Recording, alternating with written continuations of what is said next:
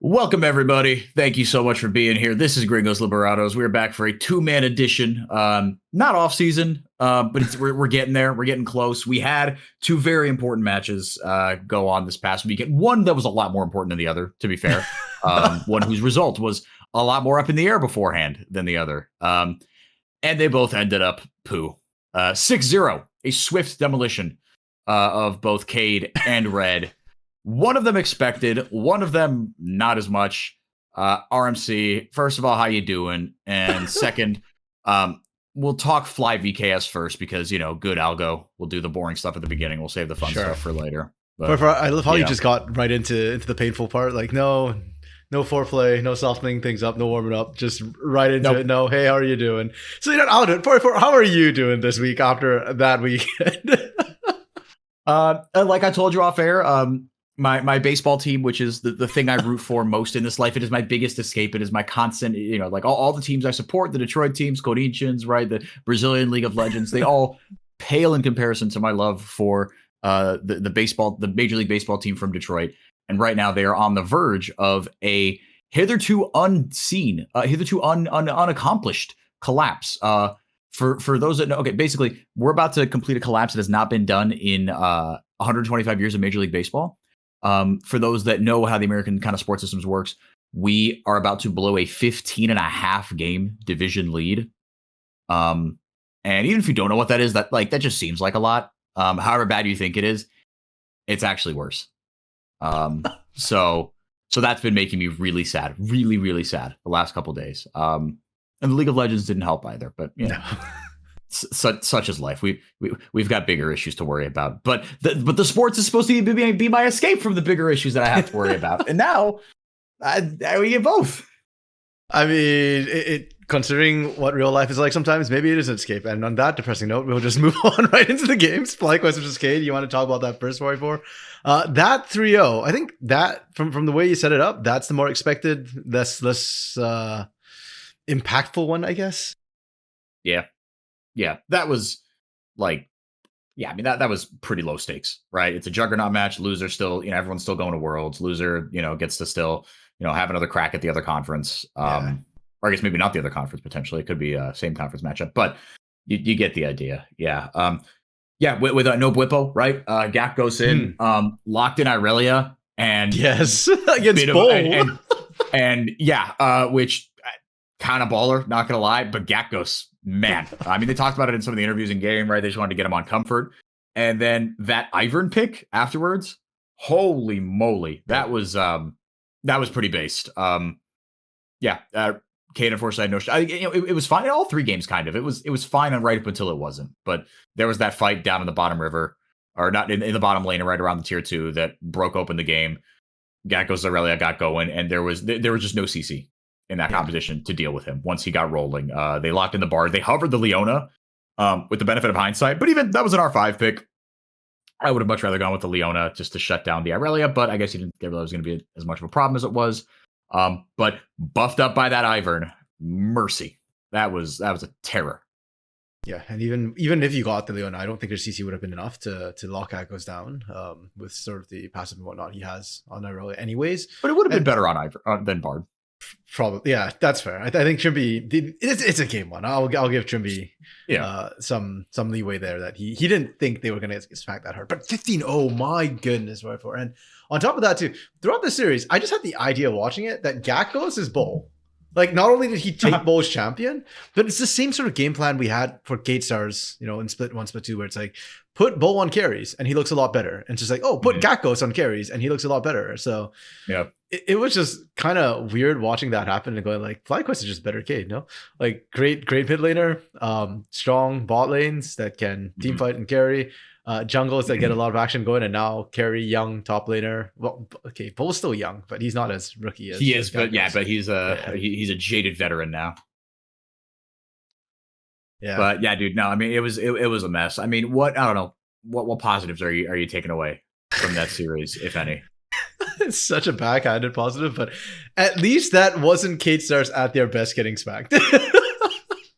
Yeah, I mean, I guess we'll find out. Like, I mean, I felt like it wasn't at their best, but like, I don't know, like, what was it at? Maybe not their best, but like, was it unreasonable to expect like a ton more from them into a stifling, patient, calculated composition and playstyle that FlyQuest play.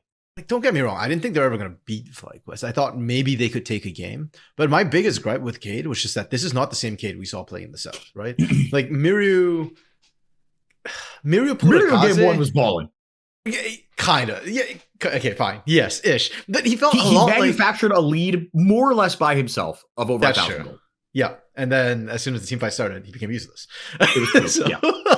But it reminds me quite a bit of Kaze, where like Kaze is good up till he meets a mid laner who's better than him. And then like he just kind of plunges off. Don't know how to adjust. Yeah. And Miru plunged off a cliff as the series went on up against Squad.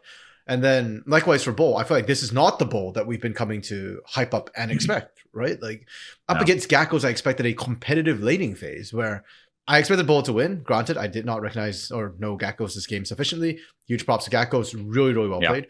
But even then, Bull, yeah, when he's picking Scion, he's like obviously just going full utility at that point. And even then, it just felt like he wasn't able to have the same level of impact that we've seen from a lot of top laners. Heck, even Wiser when he's struggling tends to have more impact than what I felt like we got from Bull. So this is not Cade that we expected to see. This is not the Cade we know. Desamus was also very stifled, but that one I expected from Inspired. And so my takeaway is that this is one of the worst performances we've seen from Cade this split. This is like split one Cade. It happens. They bounce back. We go next. But yeah, if they got trash at their best at that point, I'm a little bit depressed because I'm like, okay, well, FlyQuest is just an Asian team at that point. But no, like, okay, they trashed us, yes, but also I don't know how much closer we could have been if Cade didn't just flop over. Is this the other shoe dropping, the proverbial other shoe dropping that we talked about in past episodes, where we felt like Cade was maybe potentially flying a bit too close to the sun, flying a bit high? Now, again, I think the real answer to this question will be what they look like against Under Thieves. Yep, exactly. Yeah, but so Fly was always going to be an unfair comparison. I was expecting a 3-0, I guess, but I was like also kind of expecting a 3-1 again with no Gakkos. Yeah, like, but like for all Gakkos' limitations, I do think that the floor can be lower with Bwipo because he sometimes has just some early, mid, and late game decisions that leave you really scratching your head.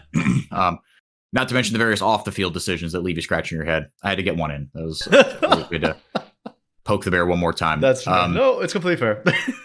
but yeah, I don't know. I mean, I guess what's going to be different up against 100 Thieves? Because I mean, Morteus kind of called them in promo material that will go out eventually. He called 100 Thieves a better version of Red.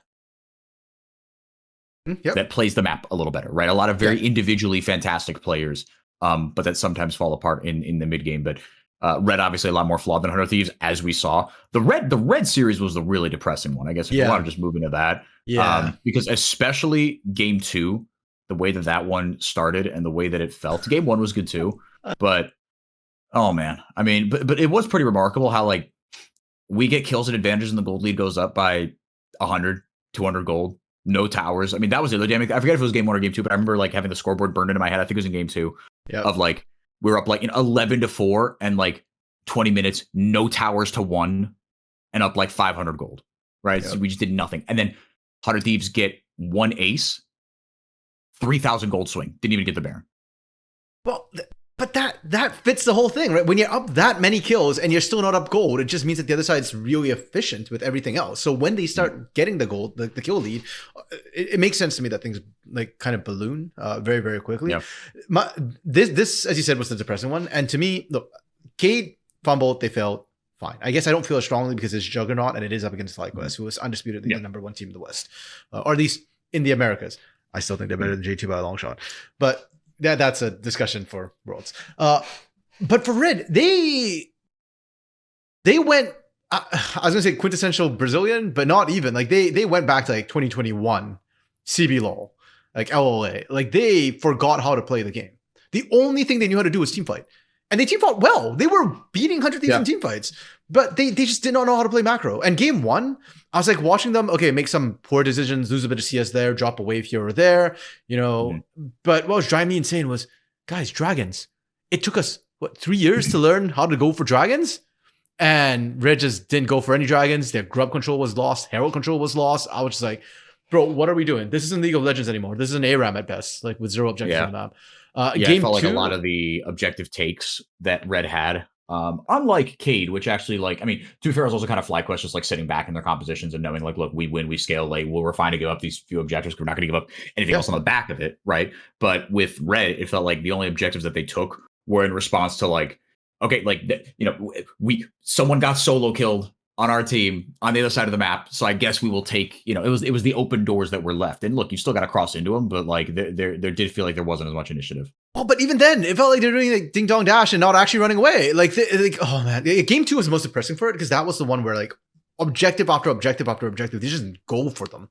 Like they didn't go. They got one dragon in the second game the entire time, and even the Atakan take they got, it was like they took so long to start it up that 100 Thieves got to go there and wipe them. It was like, guys, what are we doing? Where's the decisive, you know, play that we've been seeing from a lot of the Southern team? Like, I already died once watching Pain. I don't need to watch Pain 2.0 happen again. Like, this is just terrible. And game 3, like the Dragon take, they rotated to mid to push them out of mid. And look, like Emily and all of them were being really, really nice about it. No, it's not a good play. You didn't need to rotate to mid to push them out. Like, you already had a numbers advantage. Just group up and take the damned objectives. Instead, by pushing them out, it gave 100 Thieves time to respawn. You go for the objective, and now you're being contested for it by all 5. Sure, you get the trade because you started it, but you just get wiped in the process. It's like, what the hell is going on, Red? And I guess that's what's really, really disappointing. I know I have to caveat this, and I think a lot of Brazilian fans had the same reaction, or Southern fans had the same reaction, where it's like, initial reaction was absolute fury and depression. But after a while, you realize that, hey, it's Doom, it's Rebello, it's their first time. You know, they're rookies still. I know that Doom got split time in Split 2, but realistically, still a rookie this year. Coming out, you know, like they struggled. Understandable, they're rookies. Even for Kazi and FNB, like I can't remember if Kazi's actually played international outside of South America, but FNB hasn't. He has not played out of Brazil before, so. Understandable that, you know, they didn't show their best. It just feels so much worse because we knew there was a chance. It was a very realistic. Well, and they did it in, you know, it looked a lot more fearless against Shopify.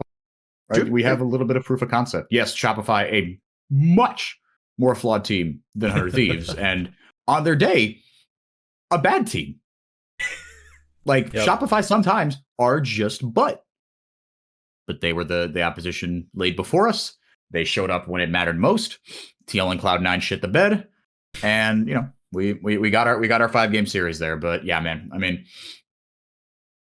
yeah, it sucks. And I think also, I mean, if you want to just kind of zoom out a little bit more, I think that makes the Pain performance, I think, even more depressing because you know they talked about on pros because I still feel like, you know, I mean, I don't know, despite my best whatever's, like it still feels like if we got even like, you know, 80 or 90% of what peak Pain is. Yep. Right. Again, you talk about like, you know, how 60% of this Red roster had never been international, right? And or like is rookie, right? Or like whatever. Pain has a lot more seasoning.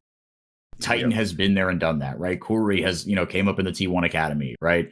Like a lot. Karaoke has been international, what, 3 times now? No, just twice, actually. Has it only been twice? Yeah, because he's been on Pain the whole time. Whereas 2021 split 1. Yeah, and then 2024 split 2. Yeah. Okay. That's it. But still, right? And even like the NA teams, right, said like, look, with, you know, in scrims, right? I think I heard this on the dive. I forget who was saying it, but they said that actually of the 3 Brazilian teams that we scrimmed, we thought Pain were by far the best. Man, I don't know, like, and scrim bucks. I mean, scrim data is such a funny thing because you when it fits your narrative, you say, oh yeah, but scrims. And when it doesn't fit your narrative, but it's just scrims, right? Yeah, so you know, I have no faith in scrims, whatever. But I think Trimby said they had like a scrim block against 100 Thieves where they went 5-0. Yeah, I heard. Yeah, I saw that. It was like 5-0 and 5-2 were the. Yeah, I'm not buying into that right now. I do not believe in scrim bucks at all. So yeah, I don't know.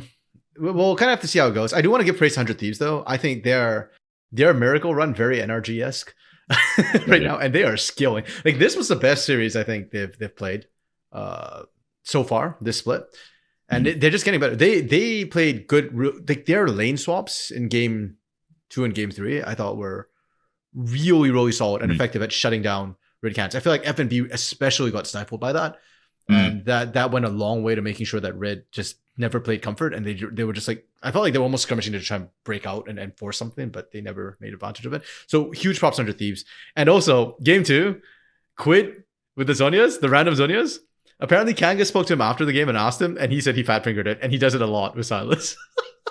Oh my goodness. It wasn't even stalling. He screwed up and still crushed him with a pentakill that game. Yeah, it's not good. Well, now that's on the internet, so that's good. So now everyone in Brazil can be even more depressed. Yeah, that's tough, dude. I mean, all right, moving on to the Kate Hunter Thieves matchup. Where are you looking to attack? Right. I mean, where does it need to be different for this to go better? Is the macro kind of urgency more important? Certain matchups you're looking at? I don't know. I feel like, okay, so we know that they can match hands because Kate's beaten Red in straight hands, and we've seen Red match 100 Thieves in straight hands. So I don't think micro is the issue here. I do think a lot of it's macro. And to me, this Kate Stars matchup is almost a redemption for Red to show the North that, hey, the South isn't that bad. Red just fully turned off their macro brain for some odd reason. And I'm very curious to see how it kind of goes up because I'm okay. If there is one place where I want hands to show up, it is top lane. Bowl versus Dokla should be a lane fest, but so should Bowl Gakkos, and that didn't happen. So if that doesn't work, we've got problems. But other than that, I think like Miryu into Quid, like I do favor Quid. So, but we've also seen Miryu lose lanes before and still have impact. It's just again same problem. I need to see Desamis and Miryu absolutely step up against Super Quid because I believe Morteus and Trippy can handle FBI Ayla. The mid jungle will probably define the game. Yeah, and that's I mean, it's two very high powered mid jungles, especially for 100 Thieves. When Quid and River are at their best, they are the best mid jungle in the West. They are like when they hit their highs. Because I think, look, with the greatest of respect to Quad, Inspired is doing a lot of the heavy lifting there, and he sets up Quad for a lot of success. That's my opinion, but I think like in terms of just individual, like two guys being more than the sum of their parts, and the outsized impact they have on their team as well. So I think that is influencing it some. I think that they are a greater proportion of the success that 100 Thieves have, but no, when they're on it, I mean, I think they are just nuclear. They can absolutely take over a game. And I mean, Cade, look, Miro Desamis can as well, but I think it is more of a team effort with Cade. It's not just these two guys kind of dragging the rest of them along the way, but it might have to be that way. Yeah, I don't. What do you think about the bottom lane? Because I did think Morteus had himself a good enough series. I didn't feel like any glaring mistakes from him. There were a couple oopsie moments from Trimby getting a little over fights. But I don't know. I mean, but again, it's like if you're going to criticize for lack of aggression, then you can't be too hard when it's like, look, you're just going for stuff and you're not together, right? I mean, you can criticize that, but at least he was trying to make some plays. Sure. Yeah, I agree. I think Morteus, part of that's also just the matchup. Like, I think Busio is arguably the best support in the West right now. And because of that, the matchup for Trippy is particularly difficult. I do think Morteus did really well into Masu, but I also don't think Masu is a great laning AD carry. Like don't get me wrong, I'm not saying he's bad by any means. It's just not a lane dominant AD carry. His strength is much more team fighting, and he's usually really just good at kind of skilling up to that point. So in a way, Morteus gets a bit more of a free lane, and then later on the team fights, Morteus wasn't able to have impact. Again, not his fault when your team's falling apart around you. So because of that, the sort of hit-to-hit matchup is a little bit, to me, obfuscated. And up against FBI Ayla, I think that's going to be a lot more straightforward because I think they play a more similar style to how Morteus and Trimby play. I still think Morteus and Trimby should be able to match up against FBI and Ayla. Like, I'm not saying that they'll win the lanes, but I do expect them to, remain competitive throughout. And that's kind of why my focus is more on jungle mid, because I think bot will be fine. Top could be flippy depending on bowl, but top makes me nervous, man. Yeah. Quite a lot. Dokla's on a tear. By the way, I was 100 Thieves, their macro, Dokla throws games still outside of lane. But his laning is fire right now. And the problem is, I feel like Bowl might regress to that point where it's like he needs to win lane to have huge impact again. And Dokla's strongest point is his laning, and kind of the opposite. So rough. Yeah. I mean that has been what it's that is what it's been at times for Cade. Is Bowl needs to he needs to get that early lane going, and if he doesn't have that early advantage, it can be pretty ugly. I mean, I get sort of putting him on champions like Gwen, where you are a bit of a ticking time bomb, even if you don't have the best lane. You can still, but like, you're investing Ignite into him, right? Ignite Flash, or Ignite Ghost or whatever it was, right? We're going at TP. So it is a lot of investment in Bowl, but you get the one good team fight, the one good, big damn with the needlework, one good snip. All of a sudden it can change, but I don't know. Predictions for this one. I'll rip the Band-Aid off. Yep. I think it's going to be 100 Thieves 3-1. Okay. Like, and if anyone's going to come at me in the comments, watch the games back. You don't think Cade Stars will bounce back hard enough and take it? They could, but I've been watching. We've been watching this region long enough, dude. Even like the Red SR series, right? They got by, but it was 3-2. Yeah, no, that's fair. On League Rundown, because as of recording, I actually just recorded League Rundown 2 days ago. I predicted 3-1 for 100 Thieves as well. Unfortunately, okay.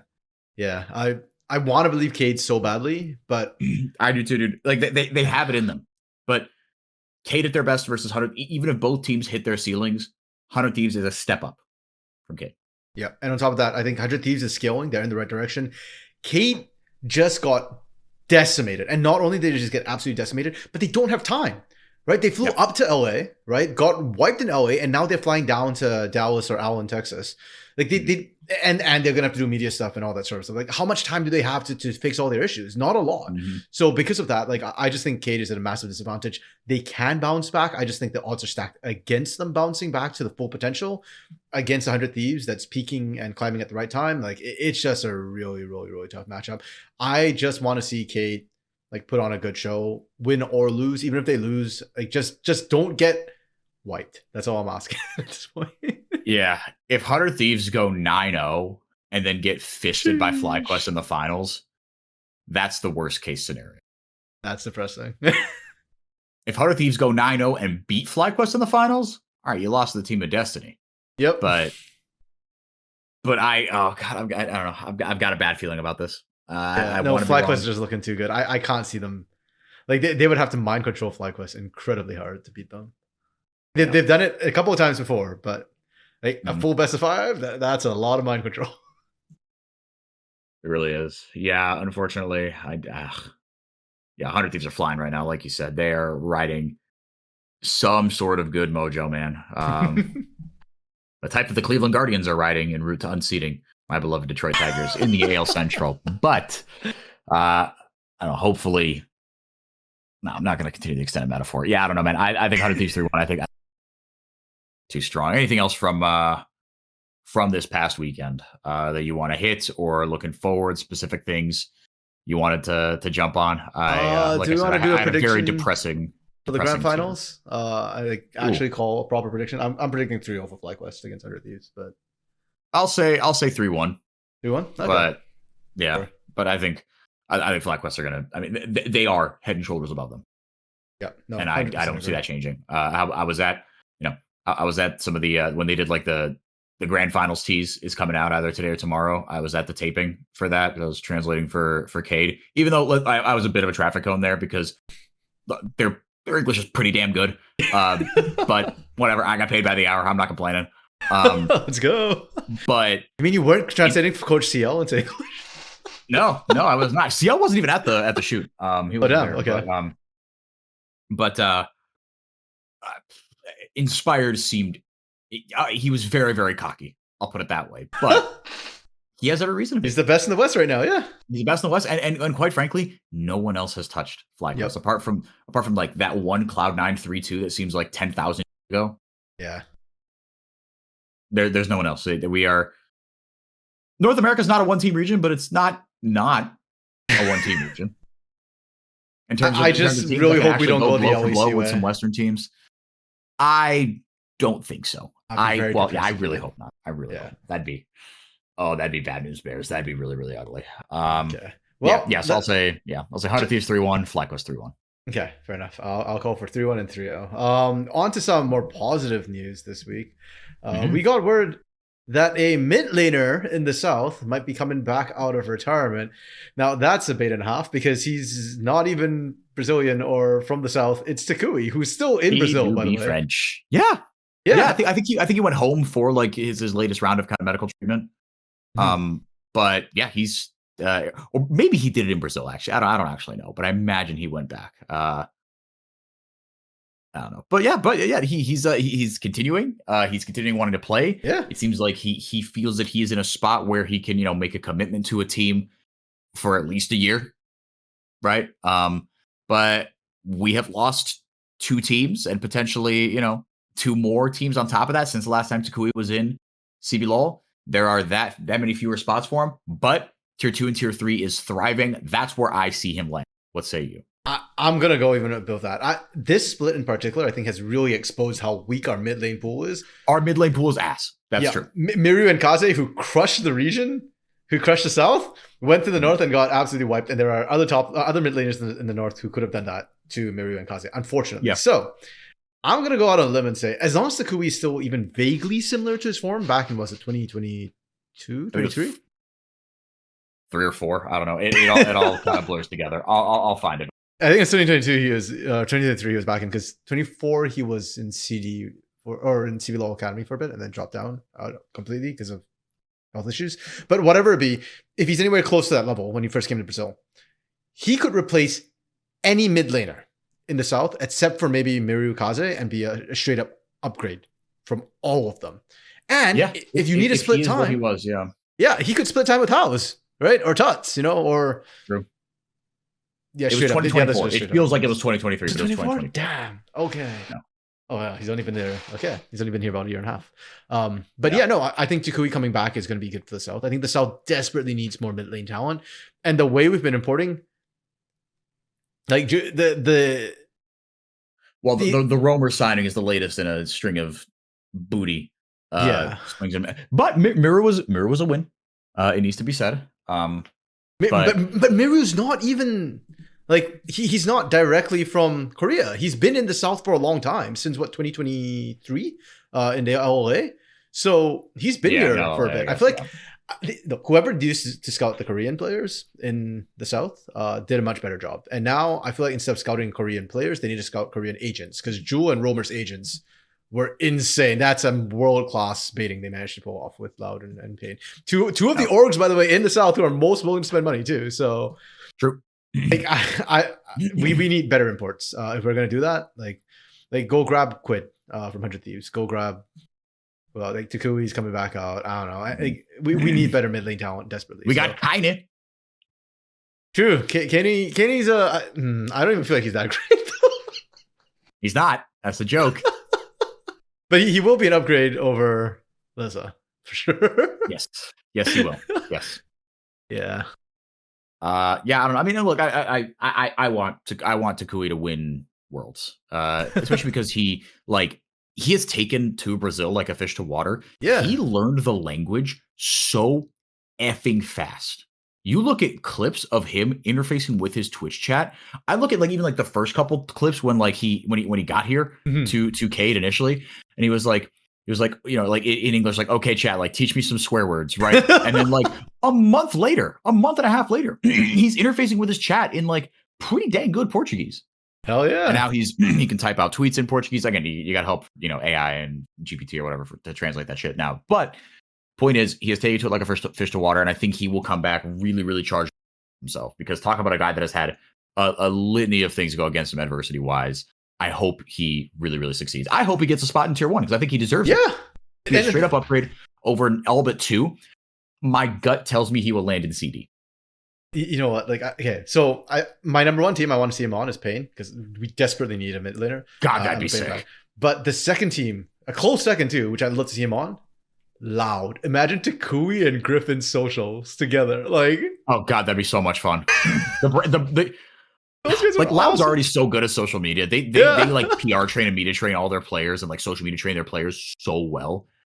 Whatever person you're hiring to do that, you can put them on a contract basis, because 2 of the players you will not need to teach. You can have that person's. Oh no, damn it! I was thinking for a second, Griffin, Takui, and then. I don't know why my brain thought Tatu was an AD carry for a split second. I was just thinking of the social media potential with those 3. Because Loud is going to need another AD carry since Root's out as well. Yep, Root's gone. So. Dude, if they somehow manage to assemble Griffin, Takui, and Titan, I think I might switch to Bailey. Loud Ben at that point. Careful, RMC. Careful. This is going on the internet. You know that, right? Yeah, come on. When feedback's out there, you know what I'm talking about. Oh God, it'd be so much fun, dude. It'd be so fun. No, I mean the loud fans would be insufferable. But if they fall flat on their face, then the pain fans would be absolutely insufferable. Yep. Well, that's Brazil in a nutshell. Yeah, true. It's just whoever's got it's what have you done for me lately? And the other side is just unbearable. Actually, props to the Cade fans because they've done fantastically recently, and their fans have not been insufferable. So props to you guys. Yeah. Yeah. So 11 years with no titles and 0 international appearances we'll do to a fan base. But fair enough. Yeah. Okay. Yeah. The offseason is going to be fun though. I hate to say it, but just given how pessimistic I am about the rest of the LTA championship prospects, I am so much more excited about the offseason than I am about any actual Brazilian League of Legends to be played the rest of this year. That's fair. And we've got the promo tournament coming up too. So that's going to be really interesting. Also that'll be really fun. Yeah. Starts next week. Unfortunately, it's kind of a weird timing. Like it starts on the Wednesday? It's like Tuesday to Wednesday, like over 8 days or something. Yeah. So I think like it's Tuesday to Sunday and then like Wednesday, then the next Wednesday is like the grand finals, which is interesting. It's the middle of the week, but okay. Yeah. Especially when there's no like conflicts. I mean, actually, I say that to be fair. I don't know if like, I know like Game Changers Brazil for Valorant is going on. I don't know what arenas they use, right? So I know there are some kind of off going. And I get that tier 1 anything is, more important than tier 2 League of Legends. I get that.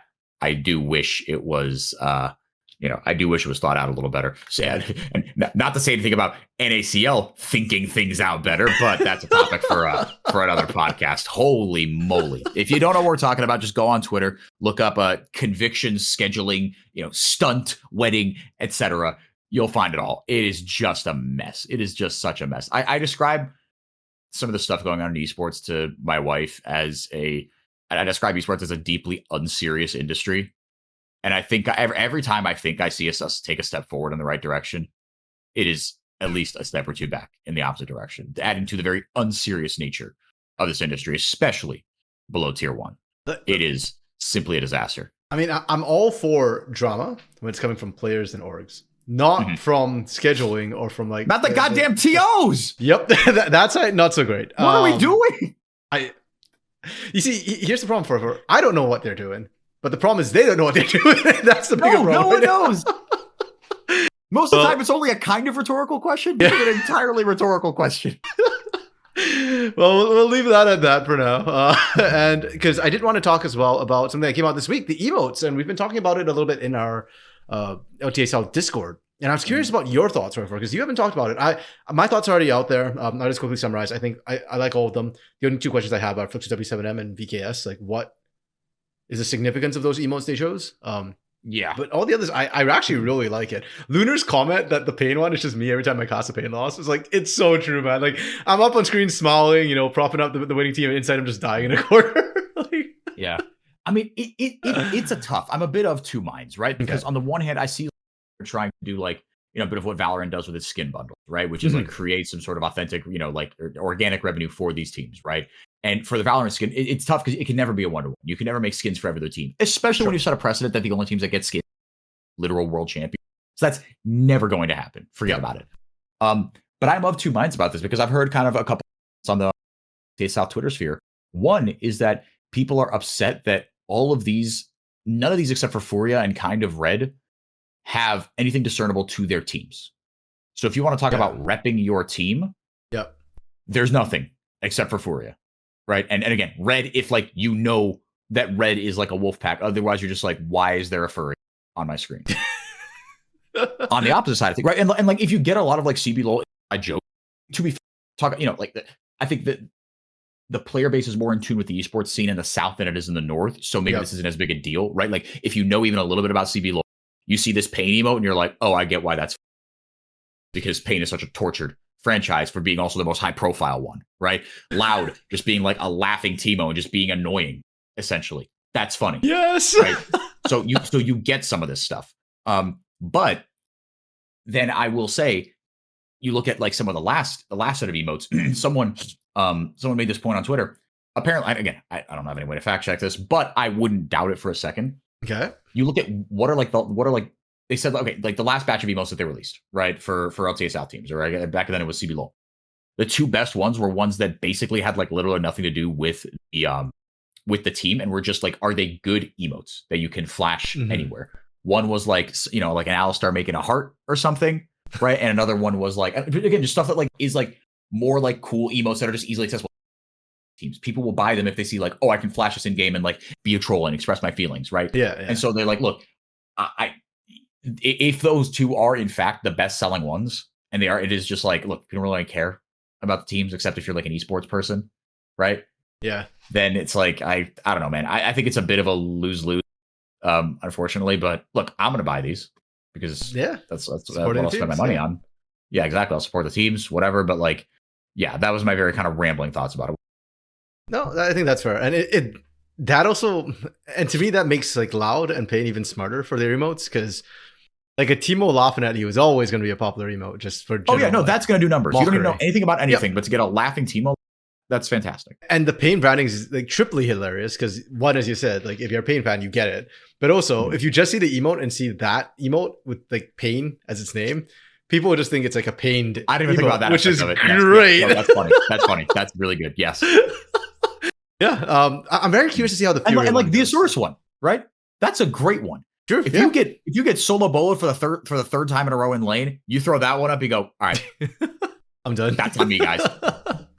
No, it's like the FF vote. Like the guy's given up. Yeah. He's starting the FF vote early, which, funnily enough, to me actually doesn't scream Isurus. Actually, I don't think Isurus really. It has nothing to do with Isurus. Yeah, like if anything, they fought through everything. Lev's wooden wood tier though does crack me up a lot. That's a very really self-aware, unintentionally hilarious. Yeah, or maybe intentionally, I guess. To your point. Flux of W7, I'm sure I've taken that one. I don't get the milk. Like what the Alistar you can milk? I don't know. I do like the emotes though, and honestly, even if it wasn't like specific to the teams, I could see myself buying some of these emotes just like to use individually. So yeah, in general, kind of like it. We'll see how they perform. Fingers crossed, and we'll kind of go from that. I think that's all the stuff we have to cover because it's short weeks now that we're in sort of finals, playoffs, things. So we do have hasn't like really cranked into gear. Yeah, we do have the podcast questions from a couple of people. So the first comment is coming in from Super Brent, and it's just, I'm sad. That is all. Same dude. Yep. Same. Yeah, very much. Retweet, like, favorite, review 5 stars. And yet I'm the only one who actually reacted to it. Just saying. I didn't even go to the Discord after the loss. I was just like, I can't do this right now. That's fair. Okay, our second one's from regular Lunar Day. Is it safe to say the transition to LTA fell flatter than Pain in crossplay? I don't think anything can fall flatter than Pain in crossplay. But between bad formats and lack of games in general being played the double in general is catching me. Between bad formats and lack of games in general being played in general, VKS played 51 stage games all year. BLG played 55 stage games just in Split 3 hot damn. Do you think Riot tries again with mixed international qualifying, or do you think they add another minor region like EU? I'm sorry, I don't understand what you mean by it. Did they add another minor region? I think they're saying like you I think what Lunar is saying is you give Brazil the Turkey treatment, which I don't think they will do. No. And also, if they did, there will be blood. Yep. Yes. 100%. So I don't think so. I think, oh God, I mean, where do you even start with this question, man? Like, what do I think? I mean, it seems like I feel like honestly, I don't really have a great read on how bad it was. I feel like it's bad because Twitter tells me that it's been bad, right? The merger and just like everything, right? But again, that can be a vocal minority. But like for me, I'm gonna follow no matter what because I really like these leagues. I like these players. I cover them, right? Whatever. I have an attachment to it. So like to me, like as long as it's still there, right? It's like it's like if I had a friend of mine visit me this weekend, right? Like, and he roots for Cleveland, the Cleveland Guardians, who are embarrassing my Detroit Tigers right now. He said, and they changed the name from the Indians to the Guardians. And I was like, what are actually your thoughts on the name change? I never actually kind of got your thoughts. He said, look, I don't really give a shit. At the end of the day, as long as the uniform says Cleveland on the front and they are playing in Cleveland, I don't care. Yep. Because the alternative to that is the team doesn't exist. And this thing that you love doesn't exist. Right. So that's kind of my take on it. Because but I'm not the one you have to figure out how to market this to. Right? Yeah. We're the whales. We're gonna be here no matter what. right? You have to get the casual fan interested. And I think it's been a bad combination, losing brand recognition to like just formats being insane and all the time, right? Like, and so it's like after this year has been such a wild, to generously we'll say mixed bag. Riot's at a very interesting crossroads here. Do they double back and add further confusion and like revert just when people are getting used to one thing, right? Even if that involves admitting you made a mistake, which I actually, to be fair to Mark Z, from the way he has conducted himself, I don't think he's above that. I don't think he's above kind of saying, look, we effed up here and we've clearly got to change some things, even if that means revert. But could that create more chaos, right? Because part of what I'm hearing people say is that changing the formats every single time is just a mess. There's regularity, right? Instead of building up like consistent rhythms around your life and watching LCS/LTA North, right? So you've got to, bite the bullet there. Or do you KFC double down? Like, right? Yeah, there was a sandwich that was marketed as like 2 pieces of chicken and it's like the KFC double down. It was all over commercial. Okay. In the US. But and then the K to playing 51 games and BLG playing 55 games, that will never be the same, because that will mean more broadcast days and paying broadcast talent for days. That will not happen. Yep. They've shown time and time again, us getting best of 3 Fearless, right? And you can thank Fearless for us even getting best of 3s, by the way. If there was no Fearless, I think there is no shot in hell we get as many best of series, because now with Fearless, you can't do BO1s anymore. Yeah. You can't go back to that. I mean, they've tried it before, right? They did it in the North, in the LCS in the past, and the response was really bad because sponsorships went down. Because sponsors we don't get as much retention when you're doing best of 3s compared to best of 1s, where people just, it's fast, it's easy to tune in and kind of track. So for marketing reasons, best of 1's way better. But yeah, like what 4x4 said, I don't think they won't try and standardize the regions. They will never do that, because in the US, it is simply too expensive. I mean, even in the past, right? They didn't standardize it. Like LEC was doing weird things. They started their 3 splits before anybody else did. And then China has always played more games than any other region. So yeah, I don't think, unfortunately, that's going to change. In terms of mixed international qualifying, I'm with 4x4. I don't think they do that. The South has done better out of the merge than the North has, which, like, in terms of marketing and viewership and stuff like that, which means that But do you think that's a result of the merger, or a result of like the South just has incredibly strong and loyal fan base? Incredibly strong and loyal fan base. Like, even the South took a hit, because not as big a hit as the North. Yeah, I think that was more a test. That has nothing to do with the merger. That was like the South is still really good in spite of the merger. Yep. Yeah. So I guess that goes back to like sort of the first part of the question. Is it safe to say transition has fallen flat? I think the transition has had a lot of pains, a lot of pains. And I do expect to see more changes come through, because I don't think the current format works. There have to. This is not sustainable. If they run this back the exact same as next year, holy shit, there's going to be hell to pay. That is simply not, that's a fireable offense. Yeah, and by the year 3, North America, it won't, as an esport, this will not be in North America or Americas as a whole if they continue this format like over 3 years. So changes will definitely come through. I won't say it fell flat. I do think there have been there have been some cool moments. Like we got Red beating SR 3-2. Right, I was there in the building for that. That was fun as shit. Yeah, sure. Right? Yeah, that was really cool. We don't get that without the merger, right? So again, like and like the theory of it, I get. There's just so much stuff in practice. Not to mention that the Orange Man has instituted, $100,000 visas for skilled workers. So I don't know how that's going to impact things, but talk about visa issues and how the man in charge here is not making it any easier. I don't know if H1. I don't think they do, because I feel like I would have seen a lot more alarm bells sounded about this if it did. Yeah. But there are, it's already such a mess. And it's only going to get worse. It's actually really funny. I don't know if this is going to affect the recording, but for every time you try to talk about the Orange Man, your audio cut out. Well, you know what? That's probably for the best. Oh man, he's starting to censor the internet. But yeah, no, 100%.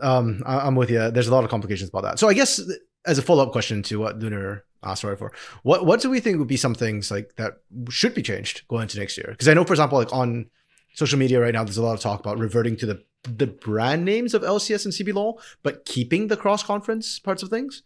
So that we can still be the LTA, but instead of LTA North and LTA South, it'd be LCS versus... Okay, most of the online say CBLOL. Yeah. I mean, Most people keep just saying CBLOL because that's the part that I think has largely retained its identity for the South. But it's got to be like maybe CBLLA or something like that. Like I don't know. Well, I think if you're going to change the branding again, you can't do like I think people are going to be so angry at that. But again, I get why you would have to, because it is very like LLA phobic, for lack of a better term. Yeah. Right. If you're going to include the LLA in 2 spots on North, you can't say LCS and, actually LCS, you could. Yeah. Because that is very region agnostic. Yes. Right. But then, the South becomes a problem because the CBLOL brand specifically is what a lot of people want back. Campeonato Brasileiro, G League of Legends. Yeah. So it's kind of like, I don't know how that's going to work, but I think whatever trying to return those brands would mean a lot. I think for the LCS especially, that would go a long way. Yeah. I don't know, man. I mean, talk about again, just like, but it's so hard to do like cross conference. It's just like you're traveling 10,000 miles, dude. That is expensive, right? Like yeah. Do it in Brazil. Do it in Mexico.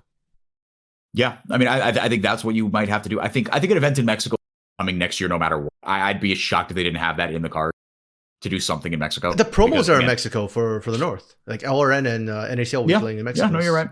Yeah, so you're right. Yeah, I think that would help a lot, and also just straight up like having better formatting. Right now, like, can we just go back to every weekend?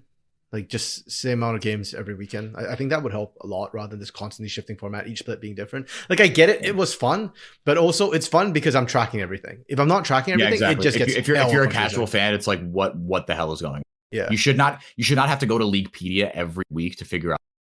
Yep. When LoL esports can't even track it properly, you got a problem. So those would be, I guess, my 2 sort of recommendations. I don't know if you've got any like ideas as well. What you think might help? I mean, I don't have a ton. 1, because it's not my job. But 2, I just don't know how financially feasible any of my ideas are. So I can sit here and say they should do this. Yeah, but hey, you gotta get ideas starting somewhere. So yeah, I don't know. I do think standardizing the formats and doing, maybe not every split. I did like, I will say, how split 2 was like a purely domestic thing. Sure.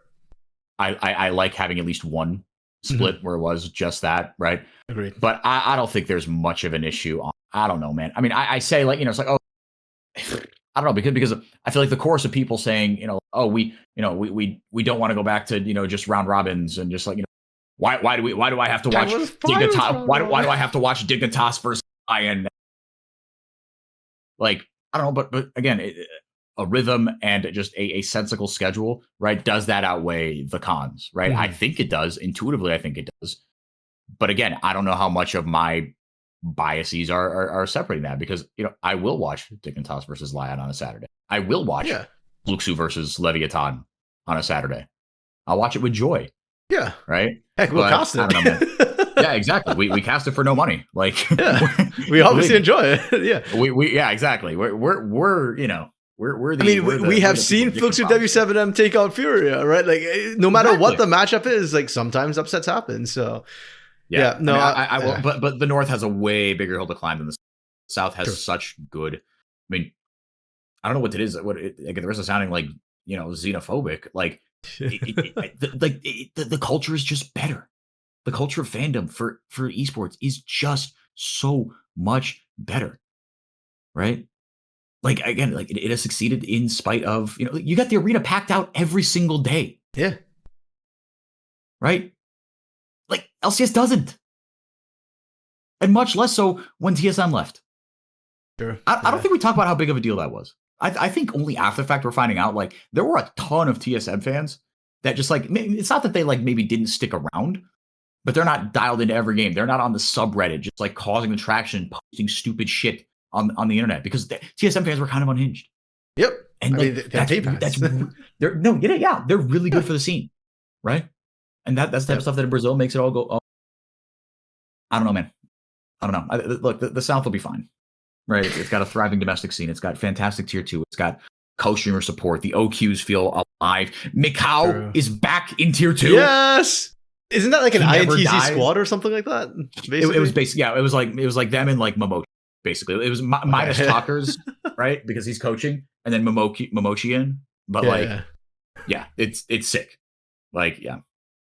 Yeah, I mean that's like a successful NA near airport run, right? Because near airport double have tried to do that and it didn't work out for them. But that's the difference to me, right? Like when they weren't winning, their interest started to fall off. Whereas like even if Macau doesn't make it, and it's like, the run itself is hype. Right? It's like, how do you fix that? Yeah, I mean, fix your other than just like give more of a shit. Yep. Right. But like, if like the health of your tier 2 scene is dependent on like a guy who has made more money than God in relative terms out of this esport as a player is married to someone or in a relationship with someone who has a lot of money as well, right? He's not doing this. He's 30 for crying out loud. He's got a family and shit. He doesn't. I'm just saying, like, if you're comparing him to God, he doesn't make as much as Faker for that. That's God. No, yes, but in North America, right? But if that's what you're relying on, we've got way bigger problems, dude. Right? The interest in South American League of Legends is not contingent on whether Macau makes. Yep. Not even close. Be enhanced, but it's not contingent. Yeah, it helps, but I think in North America, I don't know if it's contingent, but it's pretty dang close. Yeah, I mean, he generated a lot of hype for sure. More than I think any other like sort of tier 2 thing did at that time, unfortunately. Yeah, hate to say it, but it's true. Okay, well, we've kind of wandered off tangent here. We'll go to our third comment, which is from Dark Knight.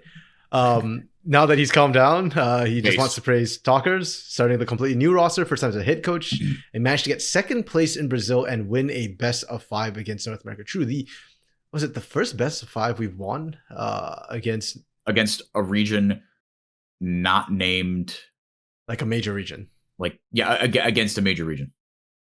First best of 5. Wow. Wait, did we ever beat EU? I know we've beaten EU a couple of times, but I can't remember if those are best of 3s. We beat them in best of 1s. Okay. And maybe even BO3s. Yeah.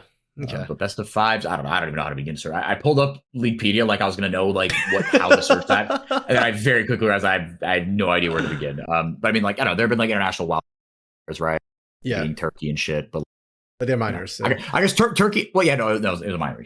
Still a minor. Just hope he can keep the momentum going for his career and this red team. I'm with you, Dark Knight. Yeah, props to Talkers for sure. I focus a lot on the players a lot, but him and Belzy, I think, have done a fantastic job with this roster. A lot of credit. Yeah, and again, once it calmed down, like you, Dark Knight, like Riot Games have accomplished a lot of amazing things this split.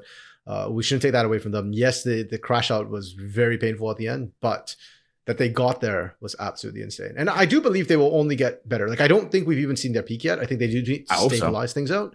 And they should have a very clear idea of what they need to work on after this cross conference. So I firmly believe they'll be better next year. I don't know if they'll be able to win the South next year, because I'm still hoping that Pain pops off and Mount pops off. But they definitely, I think next year should be better than this year. This year has been a generally not amazing year for the South. We've had pop-offs with Red and Furia, which is a whole conversation in and of itself, that Furia is not has not been part of this cross conference. But yeah, I'm feeling optimistic for 2026. Yeah, I mean, it's gonna be a hell of an offseason if nothing else. Sure. Can you imagine Talkers get sniped by another team? Or that would be crazy. Wait, what are the contracts for Red? Are they locked? I think that would be a bad idea for Talkers. Like, in terms of like, depending on the bag he's offered, in terms of like cashing out when his stock's an all-time high, go get a bag king. But that's got bad idea written all over it. What are the contracts? F&B and Frosty are till the end of this year. The other 3 are till the end of 26. So so here's the problem. Doom, Kazi, Rebello are the core of this revolution, but I don't think they win without F&B and Frosty, because Frosty has been mechanically insane this split. Probably the best. He's overtaken Korea, I think, in terms of like just sheer mechanics this split. And F&B was arguably our best top laner. I mean, there's discussion like we talked about in our ranking thing. Like Bull had a pop-off split towards the end. He looked amazing. But I think watching the cross conference, F&B played better than Bull so far. Yeah. I mean, I could see lots of teams springing for F&B right now. Like Pain, especially if they do want to drop Wiser as an example, because we are talk about a guy whose stock is at maybe not an all-time high, but the highest it's been in years. Yeah. I mean, I could see them, like, I could see Leviathan or Flux, or probably not. I don't think FNB would go to Flux or W7M, but FNB, if you're listening, do not go to either of those teams. No. Wait, Pain? Pain? Come on, Pain. No, Pain. Go to Pain. Go to Pain. Go to Pain. Not Flukes or Leviathan. Do not go to Flukes or Leviathan. Please. You want to compete internationally. That's what you want to do. Do not go to Flukes or Leviathan. Yeah, and such a bad idea. For Frosty, I could see like Loud making a bid for him as well, potentially. Yeah. Like, again, love Ripbird as a human being, but he's not the best support in South America right now. And Frosty is making a case for himself, so I could see that.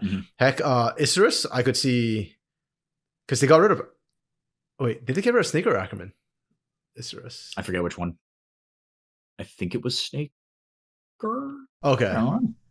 I forgot. If they got rid of Snaker, then that's fine. I think Ackerman is still okay. If they got rid of Ackerman, then like, hey, they're looking for support. So it'll be interesting. Also, rough vibes going into the promotion tournament. No, he's just gone. Yeah. After this. That's why they need Zamudo and Katie to carry. They can't trust their bot lane right now. God. Do you think, assuming Flamengo makes it out of that match against Sikar, do you think they beat a service? No, Flamengo's got issues. Yeah. Look, I love Trigo damage, you know that, but that roster is all over the place right now. They have high highs though. I will give Flamengo that. It frustrates me immensely, by the way, that we don't get to see Cade Academy in this tournament just because they are an academy team. Because Flamengo is CD number 3. They're not even number 2. Yep, so. And Alpha 7 is number 2. Alpha 7 is that team, that squad has so much potential, but they, I don't know, like the synergy in that squad is nutty at times. But like hand pound for pound, I still think Flamengo actually has kind of better hands. They just often don't have better brains, and then they just randomly do stuff that they shouldn't do. And I'm just like, why are we doing this, guys? I've watched some LRS, especially to kind of prep for this. I am not sold that Sikar is that amazing. I think Far and Ben's good. But Sikar, for me, I don't know. I feel like they might be the weakest of all the tier 2 teams playing, like North or South. So look, I don't recognize any names on that. Go ahead. But yeah, I recognize Shuhari from the Challengers America tournament last year. And Bug X, I don't remember why I know Bug X's name. Bug X was on like some LLA team that went to Worlds. Okay, yeah, that's probably why. Yeah, his name sounds familiar. But yeah, just watching them, I wasn't sold by Sikar. I think the LRN North teams are spicier. Heck, they've got Isurus. Oh no, Isurus, sorry, but the other side of it, Astral, who we roughly know their skill level, and they didn't even win. SDM Tigers bodied them.